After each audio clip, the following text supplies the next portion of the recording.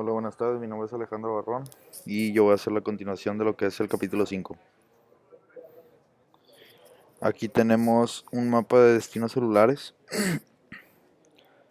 este, durante la gastrulación. Y bueno, las células que entran por la región craneal vendría siendo esta de acá arriba.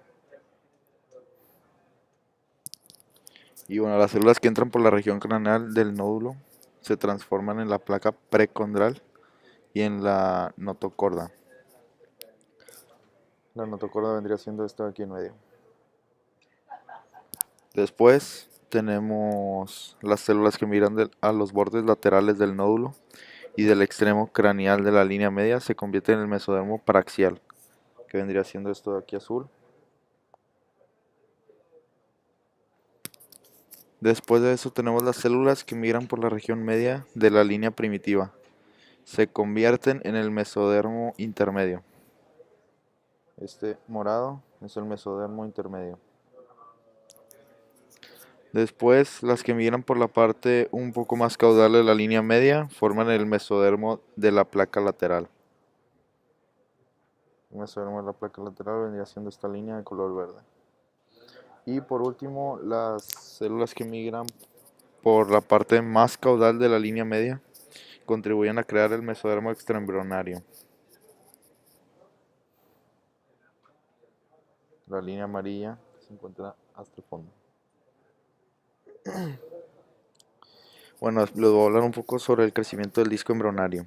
El disco embrionario, inicialmente plano y casi redondo, poco a poco se alarga con un extremo cefálico ancho, que vendría siendo el de acá arriba como había mencionado, y un extremo caudal estrecho. El extremo caudal vendría siendo el de acá abajo.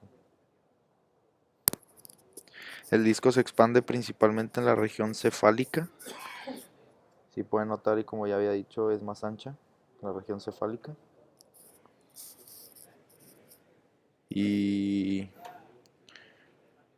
bueno, el crecimiento y la elongación de la parte cefálica del disco se debe a una constante migración de las células provenientes de la región de la línea media que se dirigen a la región cefálica. La invaginación de las células superficiales de la línea primitiva y su posterior migración hacia adelante y lateralmente prosigue hasta el final de la cuarta semana. En esa fase la línea primitiva muestra cambios regresivos, se encoge y con rapidez y desaparece pronto. Como pueden ver, existen muchos desplazamientos de células, que son las líneas, de hacia la parte cefálica y es por eso que agarra esta forma más ancha. Y bueno, ejerce un efecto importante en el desarrollo del embrión el hecho de que la línea primitiva en el extremo caudal del disco continúe proporcionando células nuevas hasta el final de la cuarta semana. En la parte cefálica, las capas germinales dan inicio a su diferenciación específica hacia la mitad de la tercera semana. Y en la parte caudal, eh, al final de la cuarta semana.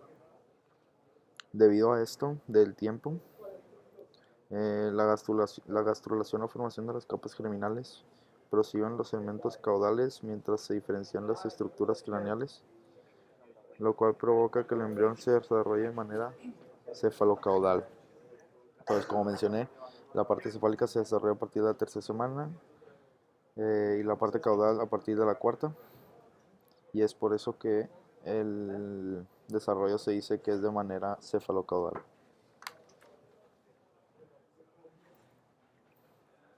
Bueno, después vamos a hablar un poco sobre el desarrollo del trofoblasto. Al inicio de la tercera semana, el trofoblasto se caracteriza por las vellosidades primarias que constan de un núcleo citotrofoblástico recubierto por una capa sincitial.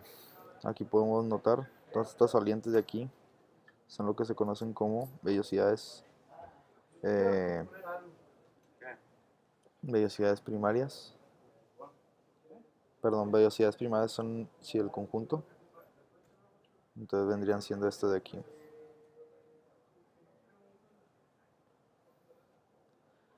Después,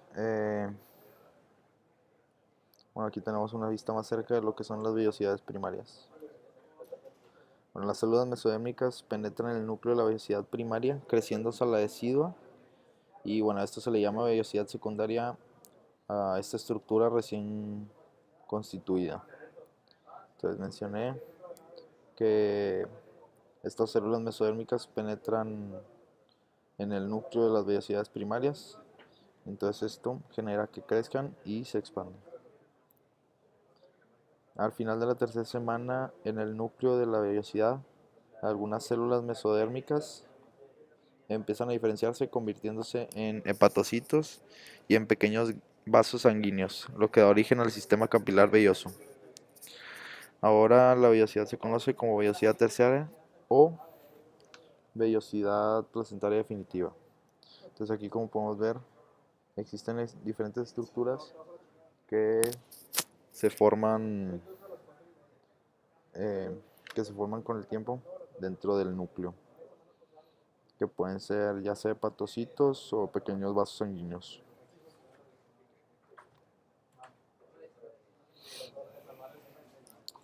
Bueno, después los capilares de ella entran en contacto con lo que se empiezan a desarrollarse en el mesodermo de la placa coriónica y en el pedículo de fijación. Este es el pedículo de fijación, nada más para que se acuerden. A su vez, estos vasos establecen contacto con los sistemas circulatorios intraembrionarios para unir la placenta al embrión.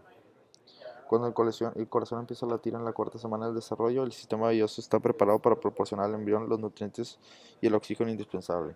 Es por eso que todas estas vellosidades son muy importantes, ya que como ahorita acabo de mencionar, cuando el corazón empieza a latir en la cuarta semana del desarrollo, el sistema velloso está preparado para proporcionar los nutrientes y el oxígeno pues indispensable para este funcionamiento.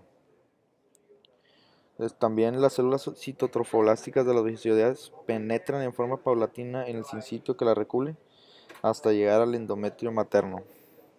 Aquí entran en contacto con extensiones similares a los tallos contiguos, formando una delgada capa citotrofoblástica externa, que vendría siendo la capa más externa, hacia acá. Voy a hacer un zoom para que puedan ver. Vendría siendo esta capa de acá, hasta que se llegue a cubrir por completo todo el citotrofoblasto.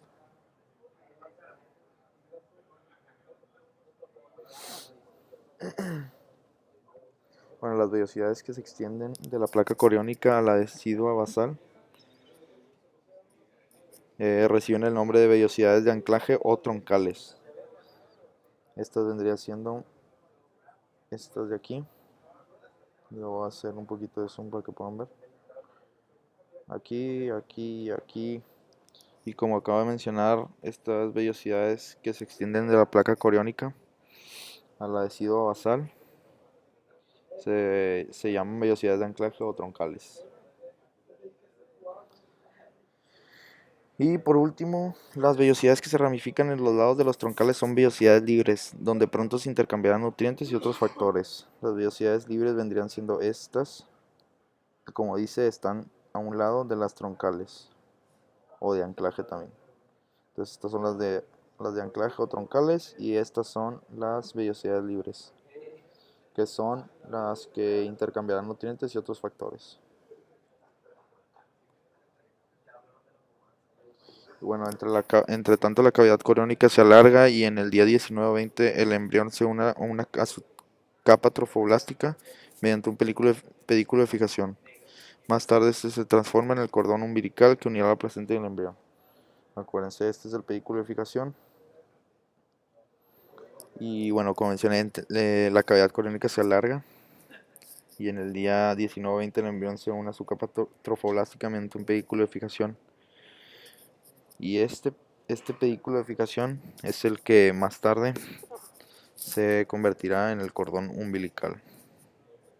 Y bueno, esto sería todo, espero que hayan entendido. Gracias.